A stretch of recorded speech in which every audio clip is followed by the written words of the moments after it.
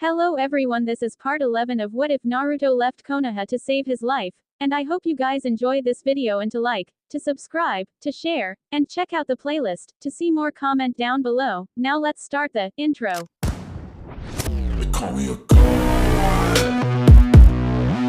They call me a god. They call me a god. Join my membership, the perks are great.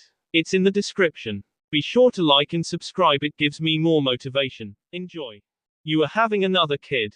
Asked Temari as she, Sakura, Saya and Mai sat around a table. At least once a month the four women would meet up for lunch. Is that a problem? Asked Sakura as she put her fork into her food.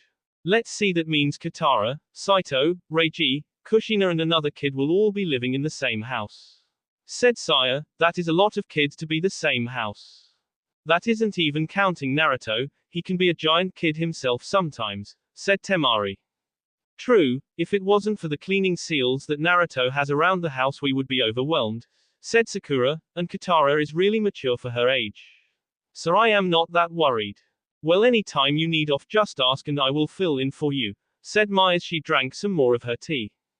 I know I have said this before but I really think you and Tsunade would have gotten along great, said Sakura. I would have liked to have met the legendary medical ninja herself, said Mai, may she rest in peace. You know Emi is going to be entering school next year, said Temari with a smile. She should have entered school earlier, said Saya, she is a genius, she is 6 years old and doing long division. What did you expect, she is the daughter of 2 of genius ninjas, said Sakura. Yeah, the little boy and I are also think about having another kid in a year or 2, hopefully a boy, said Temari. Yeah, I want mine and Naruto's kid to be a boy, said Sakura as she put her hand on her stomach. 6 months later Sasuke Uchiha walked through the rubble of the destroyed rock village. Lord Hokage, I am sorry but their cage committed S during our final attack, I am unable to bring him to you, said Chuji. Very well, I want everyone rounded up, it is time for some education, said Sasuke with a grin as he gripped his sword. Lord Hokage, said the grave Anbu. What is it? Asked Sasuke. We are heading home, can I inform my cage that you will be sending over teams to take part in our takeover? Yes, I will be sending over our top Anbu teams once we finish mopping things up here, said Sasuke. We understand we are still 1.5 years away from attacking but the pieces are slowly coming into place, said the grave Anbu.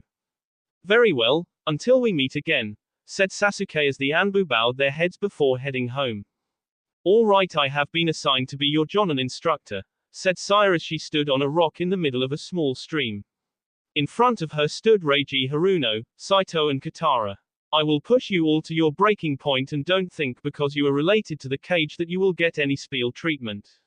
We don't want any sensei, said Katara as Reiji and Saito nodded in agreement. Good, then let's start off your training with a 10-mile run, said Saya as all 3 12-years-old groaned. 3 months later Naruto passed in the hospital lobby. Right now he wasn't the leader of his nation or one of the strongest ninjas in the world, he was just a man waiting to hear how his wife and child. Just calm down dad, said Saito as he sat waiting. Yeah, everything will be fine, said Reiji. Saito, Reiji, don't you remember he did this when Kushina was born, said Katara. And when you two were born, said Naruto as he looked at Saito and Katara. Before anyone could say anything, Mai came out in her doctor's uniform. Naruto looked at her as she smiled. Naruto, go in and see your son, said Mai with a smile as Naruto rushed past the doctor and ran to his wife's room. He stopped in the doorway as he looked at his wife. Sakura's face was covered with sweat and her hair was a mess, but she looked so beautiful as she looked up at Naruto and smiled. Come on Naruto, come see your son, said Sakura as Naruto walked over and looked down at the newborn boy in a blue blanket. Naruto smiled as he looked at his son.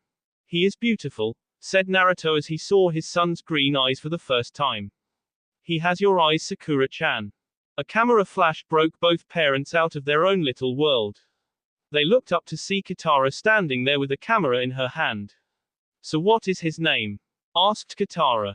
Minato, said Sakura. Minato Namikaze, said Naruto with a smile as Sakura placed her head on his shoulder. Good night Naruto, said Sakura as she fell asleep. Naruto quickly took his son in his arms so that he didn't fall out of his mother's sleeping arms. 2 months later, Katara jumped back as Reiji tried to hit her with his sword. As part of their training, all genin had to master at least one bladed weapon.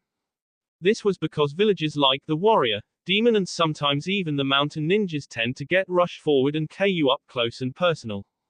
Reiji, like most of the boys in their class, had chosen the normal katana.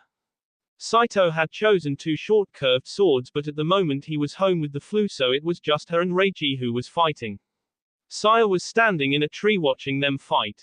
Katara, however, had chosen a different sort of weapon. Over the past few years she had taken a lot from watching Sakura, as such she had started to learn how to punch holes in walls.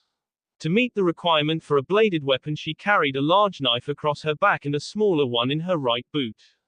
Nice one, Reiji, said Katara with a grin as she pulled the large knife from her back. However, you are not trying to hit me. Well, this is training, we aren't supposed to hurt each other, said Reiji. You are supposed to stop right before impact, but other than that it is full go, said Katara as she charged forward. Reiji raised his sword, stopping Katara's knife just a few inches away from his body. You go full bore on my brother but not me, is it because I am a girl? No, said Reiji as he pushed Katara back. Then fight me just like you would fight anyone else, snapped Katara. Fine, said Reiji as he raised his sword up before charging forward. He raised his sword above his head before bringing down on Katara. Katara had to drop to her knee as she raised her knife, stopping Reiji's blade. The 2 teens had their eyes locked on each other as Reiji pushed down on his sword while Katara pushed up. Suddenly Reiji's eyes widened as he jumped back. What is he doing? Thought Katara. Why did you fall back? You were finally treating me like everyone else, said Katara. Katara, said Reiji. What? Asked Katara. Tell me, Katara, do you notice anything different? Asked Saya as she jumped down and walked toward Katara. Now that you say it, things do seem to be clear, said Katara as she looked around, like the ants on that tree over there and the food stain on Reiji's shirt. You are seeing that because of the fact of your eyes, said Saya as Katara raised an eyebrow. Katara, you have Sharingan, said Reiji, remembering how those eyes used to haunt his dreams. What? Asked Katara as she blinked, her red eyes was a single black coma. You have the Sharingan, said Reiji. So it finally happened, said Katara as she shook her head. You know, I kind of hoped that I would never activate this bloodline limit. Just so I could say to myself that the blood test was wrong and that I am not related to a madman. This doesn't change you, said Reiji. Don't lie to me, Reiji, snapped Katara as she glared at Reiji. I can see it in your eyes, you are afraid of these eyes. I will admit the fact that my history with those eyes isn't good, but you can't control that you have those eyes, said Reiji. Besides, it's the person using them that makes them either bad or good. Maybe, said Katara as she focused some chakra behind her eyes, turning them back to their normal dark shade. Besides, it is a good thing that you got your bloodline limit before your brother, said Saya. Why? Asked Katara. You can rub his face in it, said a grinning Saya as she activated her bloodline limit and her eyes turned into a deep shade of blue. That is what I did to my older brother when I got our clan's bloodline limit before he did. Katara just smiled before she laughed. Yeah, I should rub it in Saito's face that I have the Sharingan before him, said Katara. A year later, Ryu stepped off the boat and onto what used to be Cloud Country but was now under control of Sasuke and the Leaf Village. Welcome to my side of the world, said Sasuke as the 2 of them started walking down the dock heading toward a fort that overlooked the harbor. Everything is in place on my end, how are things on your front? Asked Ryu. The last division arrived yesterday, said Sasuke, they will be ready to move in under an hour. Good, said Ryu, because in 3 days the perfect time to strike will happen. The opening is some sort of party that is held in all the nations, correct, said Sasuke. Yes, it marks the end of the last major war and the sealing of the Demon Gate by Naruto, said Ryu with a grin. Also, it marks the beginning of the annual Chunin exams, and it so happens that this year it falls in the Ice Village. That will open a hole in Naruto's defense, said Sasuke. Tell me, is his children taking part? You mean the ones that are your brothers, correct? Asked Ryu. Yes, said Sasuke, because I am ordering my ninjas to kill them on sight. It will be easier if we know where they are in general.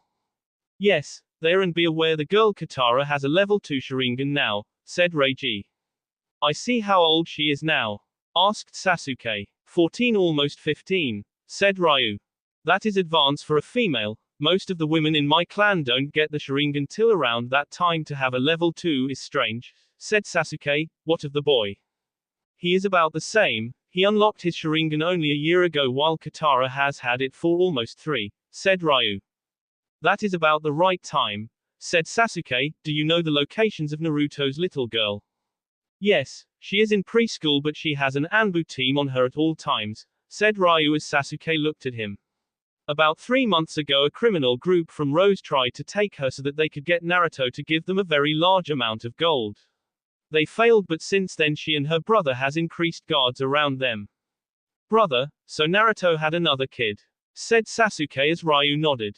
Yes, he has a 1.5-year-old son, said Ryu. He was born only a day before your youngest boy. He is normally in his mother's office or in a daycare at the hospital. He also has an Anbu team around him. No matter, we will get them, said Sasuke. We will get them all, said Ryu. Now I believe we need to work out more of the details. We only have 72 hours before the attack begins. 3 days later, Naruto sat behind his desk looking over paperwork for the upcoming Chunin exams. However, his mind was on the speech he would be giving later that night for opening of the festival. Suddenly a knock came from the door. Enter, said Naruto as he looked up only to see Sakura holding Minuto. Kushina ran up and hugged her daddy. Hello daddy, said Kushina with a smile. What are you doing here? Shouldn't you be in school? Asked Naruto. Mommy got us out for lunch, said Kushina. Really? Then let's go get some lunch, shall we? Asked Naruto as he picked his daughter up, causing her to laugh. Sakura just stood there smiling as she looked at her husband. So where do you want to go? Asked Naruto. Ramon, yelled Kushina with a smile. However, before Naruto could respond, a large explosion rocked the castle. Naruto threw Kushina to the ground, covering his daughter, his body from the small pieces of stone that fell from the ceiling. Sakura as cover and now crying Minuto. A second later it stopped. What was that? Asked Naruto as a series of large explosions happened all over the village. Lord Isukage, we are under attack, yelled an aide as he ran in. By whom? Asked Naruto. Reports are unclear, but we think it's a mix of grave and leaf ninjas, said the aide as Naruto's eyes widened. The leaf? Asked Naruto. The leaf? Asked Naruto. That is what the few reports we have say, said the aide. There are small pockets spread out all over the village. Attack at different points. Alright, I want all ninjas called to actions. I don't care if they are on leave or even retired. We need to protect our homes at all cost, ordered Naruto. Then I want the enemies contained. I'll head to the hospital. There will be wounded coming in from those explosions, said Sakura as Naruto looked at her. He quickly nodded his head before looking at a nearby Anbu captain who had been a member of his team turning the last war. Sai, said Naruto. Note this is a different Sai, not the one from the leaf. Sir, said Sai. I need your team to protect Kushina and Minuto, said Naruto as he put his hand on his little girl's head. Kushina was currently holding onto her father's leg for protection from the bad things. We will protect them with our lives, sir, said Sai as his Anbu squad appeared. Thank you, said Naruto. I want all Anbu commanders in the war room now. All across the village small fights were breaking out with the villages in the middle of the battle. While the grave ninjas wouldn't aim for the running villages, the cloud and rock ninjas under commands from their leaf commanders had no problem doing it. Sensei, what do you want us to? Asked Katara as she stood in the marketplace. Escort the villagers toward the bunkers, ordered Sire, but suddenly 4 leaf Anbu appeared. They are not going anywhere except the graves, said the Anbu. Katara, Saito, Reiji, take up a defensive line. I will take care of these 4 idiots, said Sire as the 3 genins went back to back, all their weapons pulled. You will take care of us. You are just 1 jonin, we will take you down in an instant, said one of the Anbu as Sire shook her head. One thing you don't know about ice ninjas is, said Sire before she disappeared, and a split second later she reappeared beside the Anbu who had just threatened her life. Before he could move, Sire sent a kunai into his en. With one movement she pulled it out, spraying his teammates with blood. Is that one of us is worth at least 10 of yours? The three remaining Anbu pulled their swords as Saya's eyes turned a deep shade of blue. The next thing they knew, they were standing in an empty street. What just happened? Asked one of the leaf Anbu. I see that the grave ninjas didn't tell you everything, said Saya as she appeared in the road. The three Anbu threw their kunais only to have them stopped in the air. She has a bloodline, said the head Anbu as he looked at Saya. Very good, said Saya, now looked into my eyes. The Anbu looked into Saya's eyes. He could just make it out, in each eye looked like a Mangekyo Sharingan. What is that bloodline limit? In old tongue it is called the Bliver Dude or Blue Death, said Saya. It is the ancient bloodline limit that gave birth to both the Uchiha Sharingan and the Hyuga Byakugan. What? In simple terms, with this bloodline limit I have the power of a Mangekyo Sharingan and a Byakugan, said Saya with a grin, and you pissed me off. Sir, from our reports we have at least 10 groups of ninjas spread out over key areas of the village, said an aide as Naruto and him walked into the war room. How are we on containing them? Asked Naruto. We have about half of them pinned back down, but a large number of them are attacking the train yard and we are having trouble rooting them out, said the aide. What of the villagers? Asked Naruto. We finally got them into the bunkers, so now we can fight at will, said the aide. Still there may be some strugglers, so keep an eye out for them, ordered Naruto. We will, sir. What of the casualties? Asked Naruto, fearing the worst. We are still waiting for the numbers, but it isn't looking good, said the aide. Give me 3 unites of blood, yelled Sakura as she used her healing chakra to stop the blood lost from a little boy who had his arm cut badly by a flying kunai. While Sakura chakra could heal the cut, she couldn't replace the blood that was lost. The entire waiting room was filled with wounded that was being treated wherever they could find room. The locker is out, yelled a nurse. What about the blood bank? Asked Sakura. It was destroyed in the bomb blast, said the nurse. Flashback. Sakura ran across the rooftops as fast as possible with a squad of Jonin with her. As she neared the hospital, she saw a cloud of black smoke coming from one of the Laboutif office wing of the hospital. How could Sasuke be so evil to bomb a hospital? Thought Sakura before she recalled that her office was in that wing, and if she had been in her office, she and her son would be s. They were after me. End flashback. Then take it out of emergency supply, said Sakura. What supply? Asked the nurse. It's the supply we keep just in case the main supply ran out, yelled Sakura, upset that the nurse didn't know this until she looked the nurse and remembered that this was her first day on the job.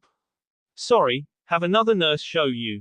No need to apologize, everyone is stressed, said the nurse as another wave of wounded came in. Stress is an understatement, thought Sakura.